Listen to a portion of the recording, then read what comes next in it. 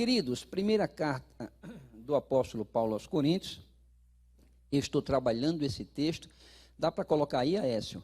Nós vamos colocar, Aécio, o versículo 1, 2 e o versículo, até o versículo 5, tá bom? Para a gente ganhar tempo. Primeira missiva paulina, destinada aos cristãos de Coríntios, capítulo 10, vamos ler versículo 1 ao versículo de número 5, tá bom? Glória a Deus.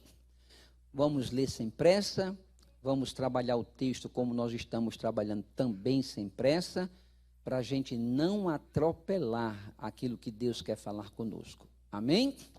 Não é? Spurgeon, ele falou uma palavra, Moody repetiu uma palavra, Billy Graham repetiu a palavra.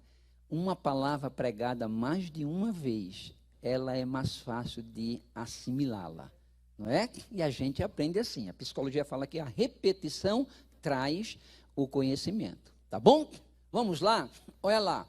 Ora, irmãos, não quero que ignoreis que nossos pais estiveram todos debaixo da nuvem, e todos passaram pelo mar. Versículo 2, e todos foram batizados em Moisés na nuvem e no mar. Versículo 3, e todos comeram de um mesmo manjar espiritual, e beberam todos de uma mesma bebida espiritual, porque bebiam da pedra espiritual que os seguia, e a pedra era o próprio Cristo.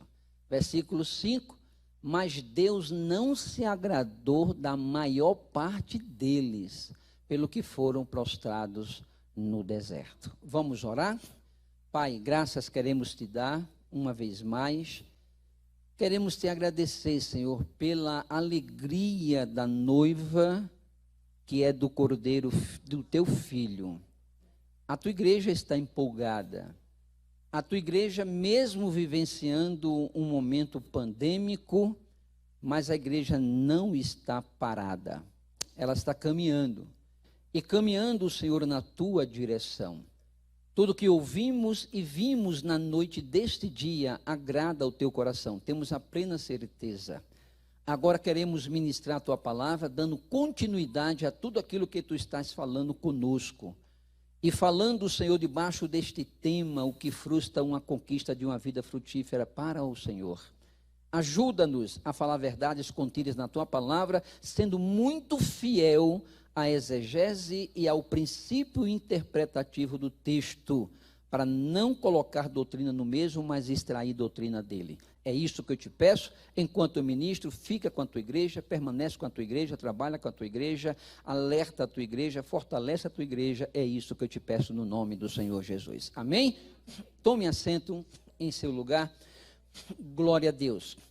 Para aqueles que estão vindo pela primeira vez, os que estão acessando a internet pela primeira vez, nós estamos usando esse texto base, primeira carta do apóstolo Paulo aos Coríntios, capítulo 1, capítulo 10, verso 1 até o versículo de número 13, e nós estamos falando que Paulo está ademoestando, Paulo está trazendo uma advertência, Paulo está trazendo momentos de alertas para a igreja de Coríntios. A gente sabe que a igreja de Corinto era uma igreja muito ativa. A igreja de Corinto era uma igreja muito movida, não é, pelos dons espirituais. Nenhuma igreja, não é, tinha mais manifestação dos dons espirituais do que a igreja de Corinto. Então era uma igreja espiritual dentro desse sentido, mas era uma igreja que se perdia facilmente. Era uma igreja que tinha partidarismo, era uma igreja que defendia suas teses pessoais em detrimento do seu líder, daquele que achava que era o seu líder.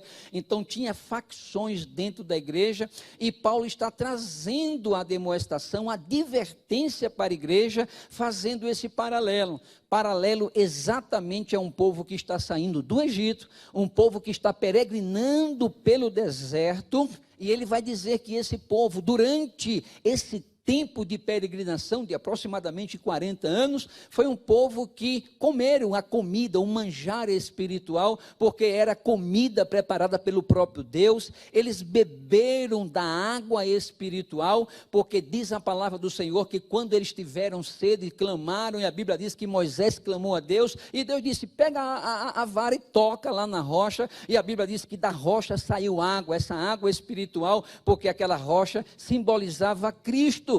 Mas a demonstração de Paulo é para que tivéssemos e que tenhamos cuidado na nossa vida espiritual. Por quê? Porque o versículo 5 que eu acabei de ler, vai dizer que ele, Deus, não se agradou da maioria deles. Isto arrepia a nossa alma. Por quê? Porque quem olhasse de longe diria, é igreja. Quem olhasse de longe os via adorando a Deus. Quem olhasse de longe viam clamando a Deus, cantando ao Senhor. Mas aquele povo fazia tudo isto, mas de uma certa forma eles não agradaram a Deus. Por quê, pastor? Porque além de fazer a ação comportamental, ela tem que ser regida por um princípio, e um princípio de adoração a Deus, um princípio de fidelidade a Deus, e Deus olha muito mais a intencionalidade daquilo que fazemos para Ele, daquilo que fizeram para Ele, do que mesmo a ação em si mesma. Então Deus contempla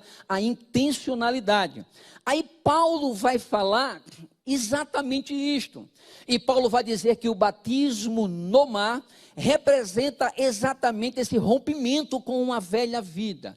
Ele vai dizer que esse batismo no mar representa este rompimento com a antiga situação que vivíamos quando nós não conhecíamos ao Senhor. Então a gente rompe com a velha vida. Mas Paulo vai falar, e falei isso, que não é somente um rompimento com a velha vida. Ele vai dizer que também é uma manutenção da vida espiritual. E Paulo fala isso porque ele fala movido pela cadência soteriológica ou da salvação, que primeiro engloba aquilo que nós chamamos de novo nascimento. A gente se encontra com o Senhor e nós somos justificados ou aceitamos a justificação promulgada lá na cruz do Calvário. Então quando Paulo fala isso, ele vai dizer que nós estamos depois de um processo de santificação. E o que é a santificação? É a manutenção da vida. Se a gente não faz essa manutenção da vida, a gente vai literalmente se perdendo em meio a este mundo, em meio a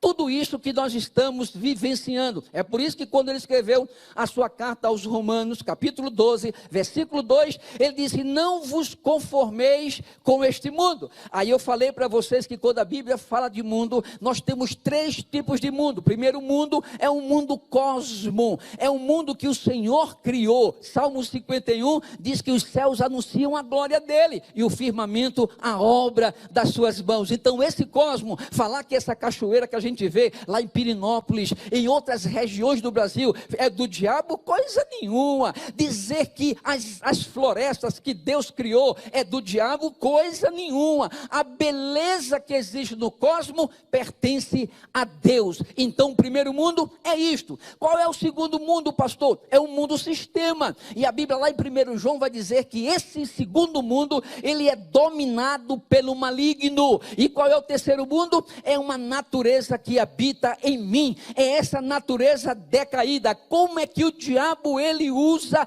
esse segundo mundo que jaz nele para atrapalhar o nosso processo de santificação? Ele começa a trazer uma influência na nossa mente, no nosso mundo psicológico. Ele começa a soltar as suas mentiras e nós começamos a nos influenciar ou viver de acordo com como ele quer. Então nós temos que ter cuidado com esta natureza que Paulo vai chamar de mundo em Romanos 12, versículo 2. Ele diz, não se conforme. Então o que significa isto? Quando há um pensamento pecaminoso, quando há um pensamento lá do Egito, aí Paulo diz, pega esse pensamento e cativa a Cristo, pega esse pensamento e lança para o Senhor, pega esse pensamento e rende ao Senhor, porque você vai ter literalmente uma libertação de tudo aquilo que é natureza decaída.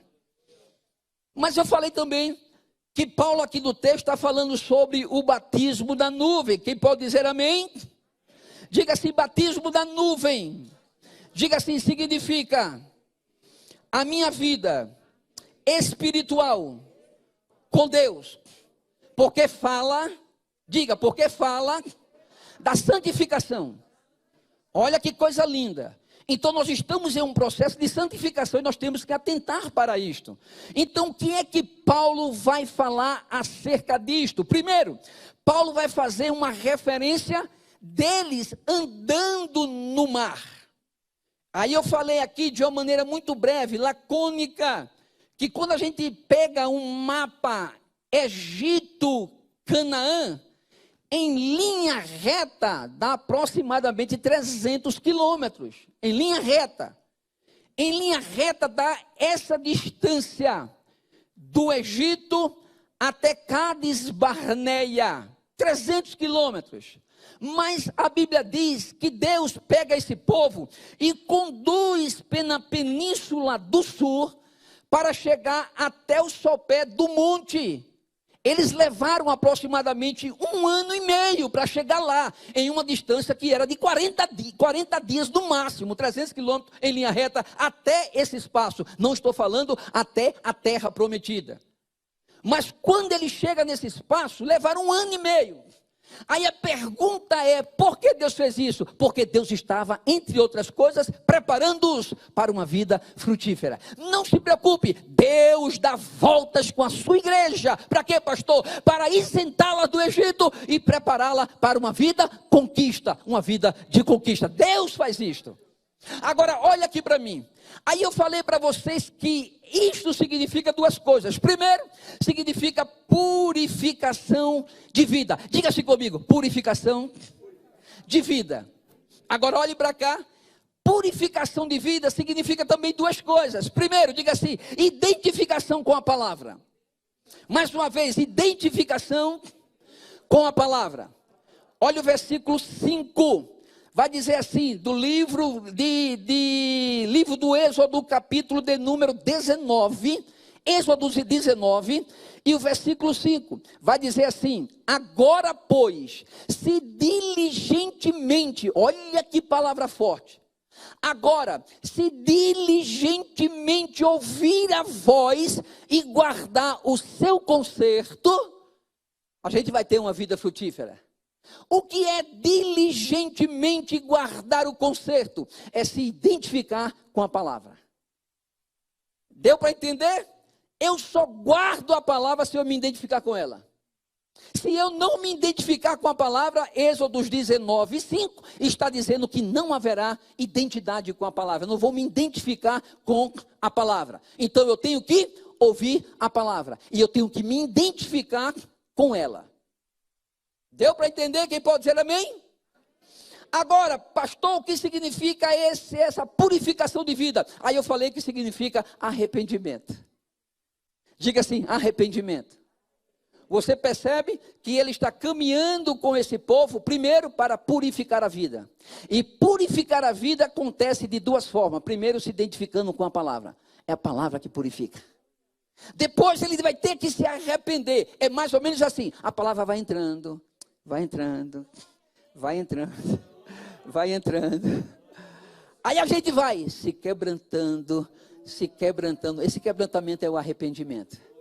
Aí a purificação, ela começa a acontecer.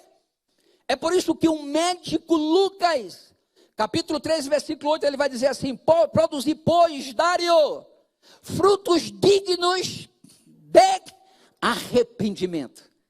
Então o que é que nós temos que produzir? Fruto dignos de arrependimento. Então Lucas está registrando aquilo que João Batista está falando. Porque ele encontrou um povo todo pela contramão. Mas batia no peito e dizia: nós somos filhos de Abraão. Aí João diz: espera aí, não é assim. A gente encontra por aí pessoas se prostituindo, pessoas bebendo, fazendo o que quer, e batendo no peito dizendo: eu sou filho de Abraão. Não, espera aí, não. Aí João diz: não, se você vai produzir frutos dignos de arrependimento. E Deus gosta de um coração arrependido. É por isso que a Bíblia diz: aquele que confessa e abandona, alcança dele misericórdia. Aquele que confessa, arrependimento, metanoia. Aí a Bíblia diz que quem faz isso alcança de Deus misericórdia. Segundo o registro das crônicas, capítulo 7, vai dizer assim: se a minha igreja, se o meu povo, que se chama pelo meu nome, aí ele vai dizer, se humilhar, se orar, buscar a minha face, converter dos seus maus caminhos. Converter dos seus maus caminhos. Sabe o que é converter dos seus maus caminhos? É arrependimento. Aí a Bíblia diz que Deus virá. Aí ele vai dizer, perdoará os seus pecados. Olha aqui para mim.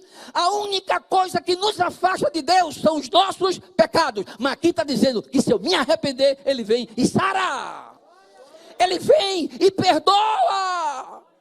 E ao perdoar, o que é que ele faz? Ele sara a terra. E esta terra aqui não é a terra planeta, mas é principalmente isso aqui. Quem quer receber cura? Quem quer receber cura? Quem quer receber cura? Levanta a tua mão. Quem quer receber cura? Oh, aleluia, arrependa-se, assim diz o Senhor. Agora olha aqui para mim. Eu falei que batismo na nuvem também tem um outro significado. Qual é, pastor? É princípios de vida. Purificação de vida, que é identificação com a palavra e arrependimento. Mas princípios de vida, o que é o princípio de vida, pastor? É exatamente a lei do Senhor que vai me reger. Por quê? Porque eu estou falando de princípios.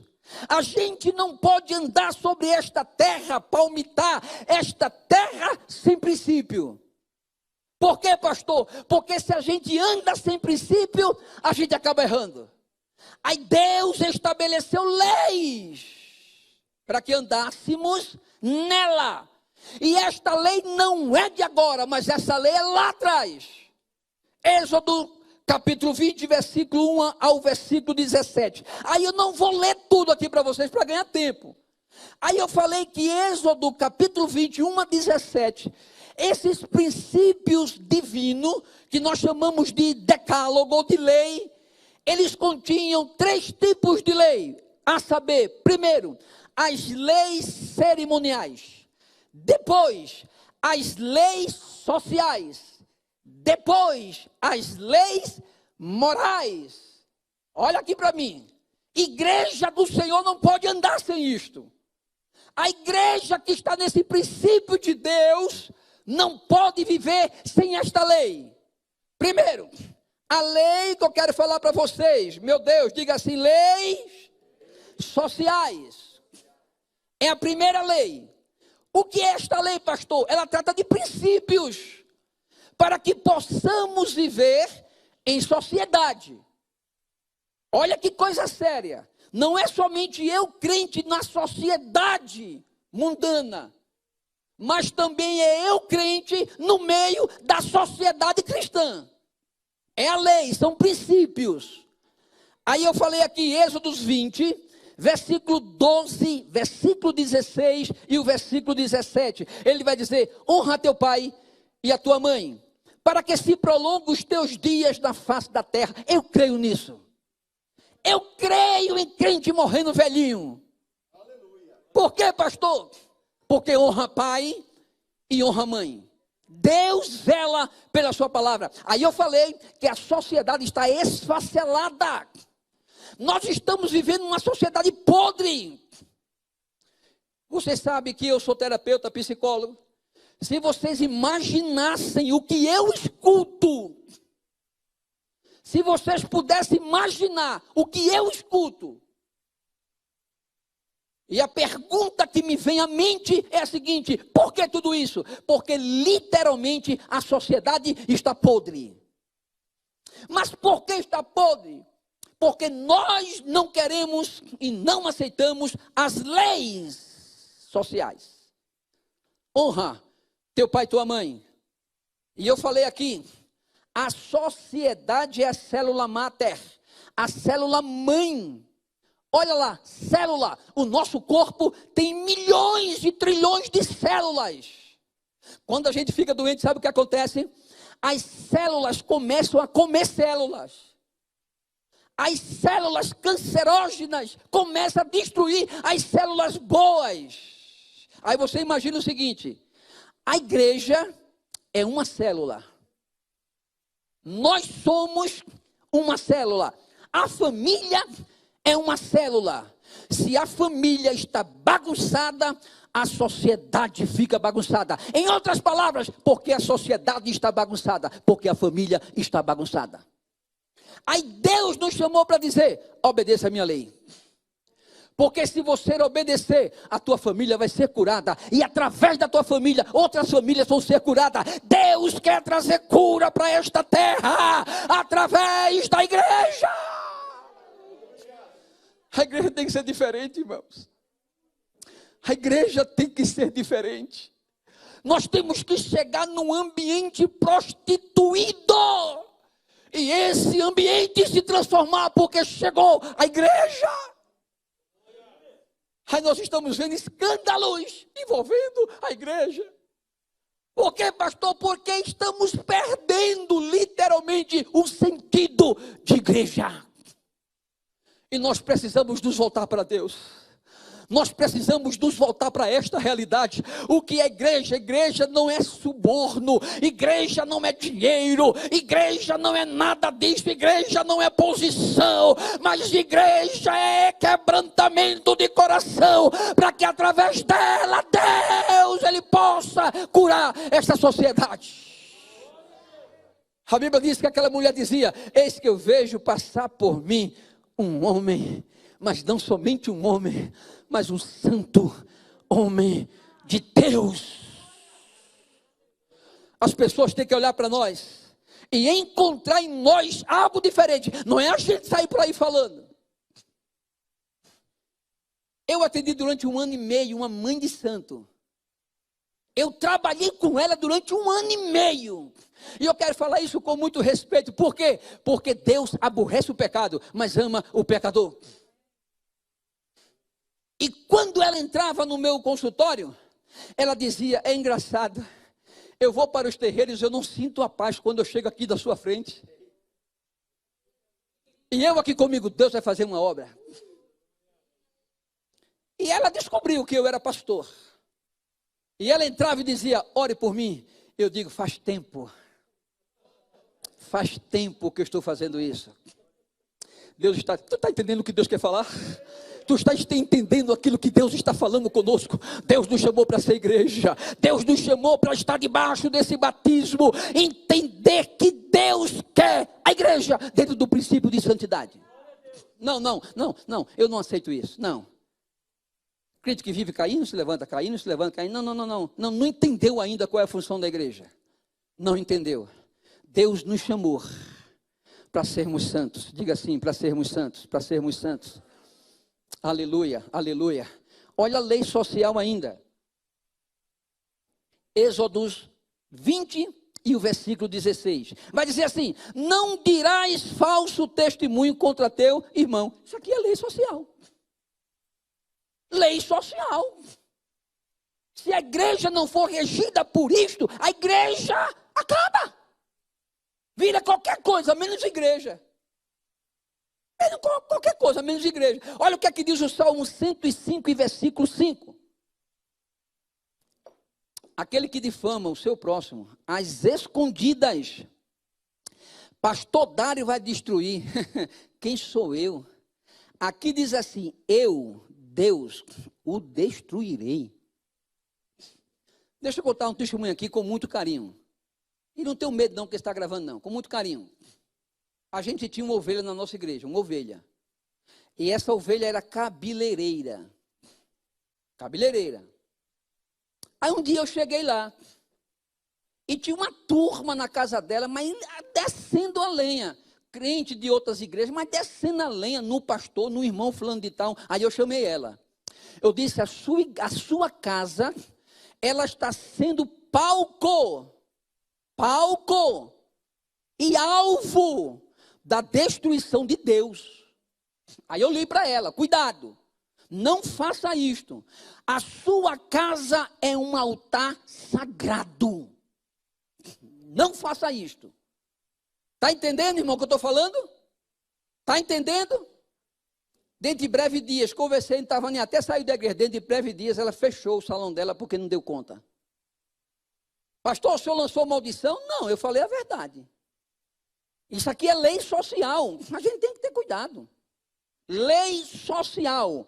Aí ele vai dizer assim, 1 Pedro 3, 8 a 10. E finalmente sede todos de um mesmo sentimento, compassivos, amando-vos uns aos outros, entranhavelmente misericordiosos e afáveis, não tornando o mal por mal. Ah, pastor, é porque o senhor não sabe o que foi que ele fez comigo. Então faça com ele. E vá para o inferno. Oxe, é simples assim. Arrebente mesmo, arrebente sem pena. E vá para o inferno. Não é isso que tu quer, crente ruim? Agora que diz não, que a gente tem que tratar o mal com o bem. Mas pastor, é difícil, eu sei. Mas quem está debaixo da nuvem pode. Quem está debaixo da nuvem pode. Quem está debaixo da nuvem pode. Por quê, pastor? Porque já houve o novo nascimento.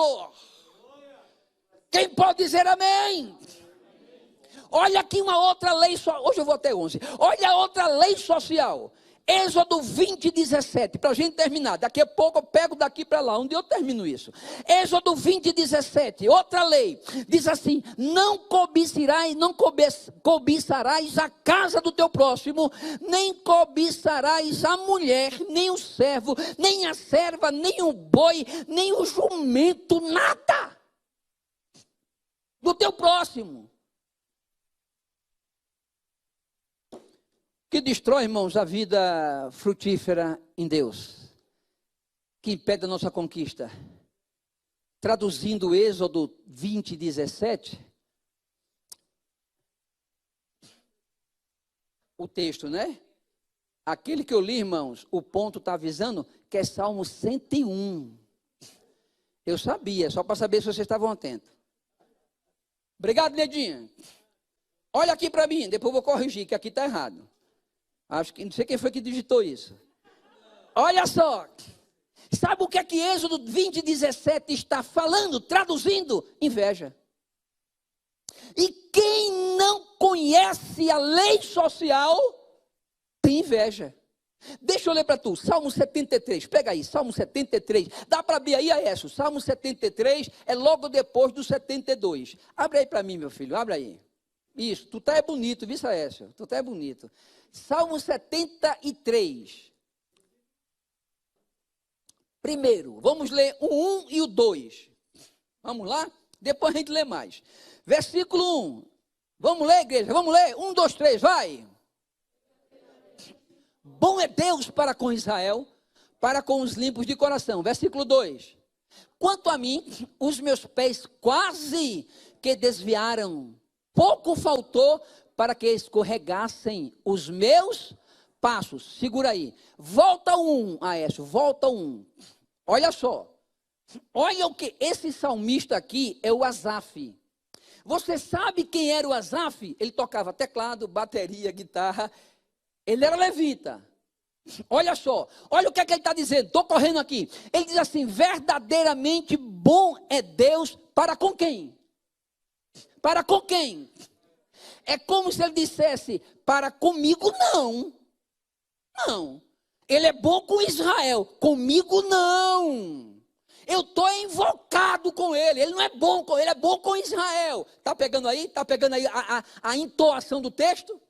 Aí veja lá, ele vai dizer, para com os limpos de coração. Aí ele faz, eu não sou limpo de coração, porque se eu fosse, Deus me escutava. É mais ou menos assim. Aí o versículo 2, vai, versículo 2. Quanto a mim, os meus pés quase que, diga assim, quase que, sabe o que significa isso? São os pés escorregando. Sabe aquele negócio, crente que anda assim, só vive escorregando? Isso aqui é literalmente desvio moral. Meus pés quase me levavam a um desvio moral. É isso que ele está dizendo. Agora, olha aqui para mim, eu estou falando de lei social. Eu estou falando da lei de Êxodo. Puxa aí o versículo 3 para a gente saber a razão por que ele está assim. Lê.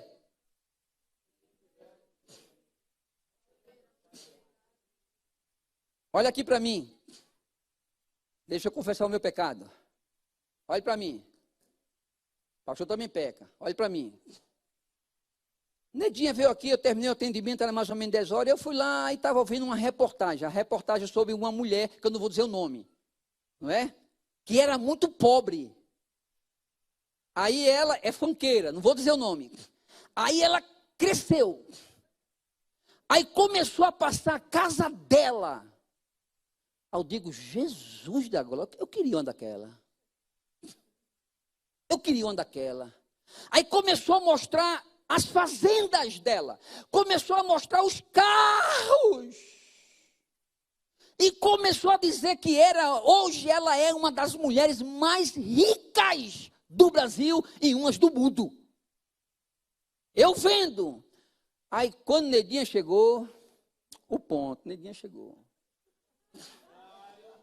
Aí eu digo, Nedinha, tu não sabe de uma menina. Tu sabe aquela fulana de tal, mas é rica. Menina, pensa na casa que ela tem. Eu doido para comprar um apartamento de 280 mil. Aí ela disse assim para mim, você sabe o que é aquilo? Aí eu digo, sei. Ela ficou rica. Ela disse, um dia o diabo ofereceu a Jesus. É por isso que é bom a gente ter mulher crente em casa. Ela disse um dia, o diabo disse assim, você está vendo os reinos do mundo? Está vendo tudo? E eu aqui, vai Jesus, humilha que eu aceito, humilha que eu aceito. Ela disse, todos os reinos do mundo, está vendo? Se você me adorar, eu te dou. E não duvide, essas riquezas quem está dando é Satanás.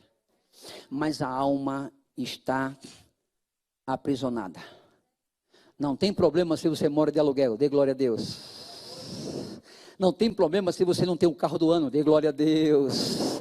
Por quê? Porque Asaf entrou nisso, ele sentiu inveja dos ímpios. Eu não é? Ele sentiu inveja. E por que ele sentiu inveja? Por quê, pastor? Porque ele não conhecia a lei social. Eu vou bater ainda a semana que vem na lei social. Fica de pé.